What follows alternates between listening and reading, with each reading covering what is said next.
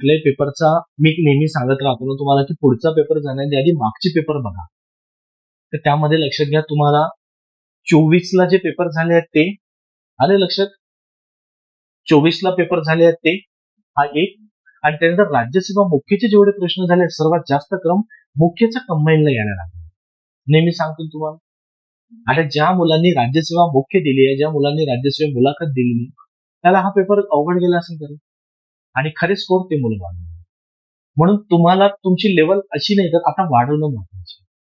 म्हणून तुम्हाला मी वारंवार सांगतोय. आणि की स्वतःला आहे त्या कम्फर्ट झोन मध्ये ठेवू नका, त्याच्या पलीकडे जा. तर हे त्यातला परिणाम दिसतो. मला त्या पेपर मधून फक्त तुमच्या डोळ्यासमोर तेच आणून द्यायचंय की वास्तविकता काय आहे पेपरची.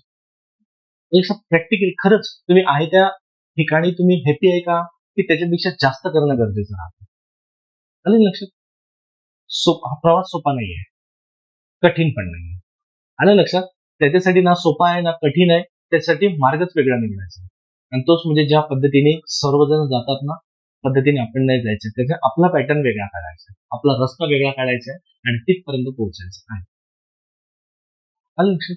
जर समजा तुम्हाला आता वर्षभर जरी झालं असेल, वर्ष दीड वर्ष, तरी तुम्ही जर समजा 40-45 स्कोर पर्यंत पोहोचत आहे, खूप मोठी अचिव्हमेंट आहे. एवढं लक्षात ठेवा. आलं लक्षात. एवढी अचिव्हमेंट जर मुलगा तुमच्या आजूबाजूला बघा, जर कोणी असेल की तो 3-4 वर्षापासून अभ्यास करत आहे आणि तेवढी अचिव्हमेंट जर इथपर्यंत असेल, त्याच्यापेक्षा आपण 10 पटीने पुढे आहे माणूस. कारण नक्कीच कम्पेअर करा. बरोबर आहे. तर ते लक्षात घ्यायचं.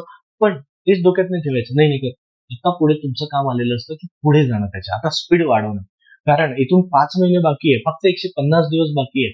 150 दिवसात भरपूर होतं.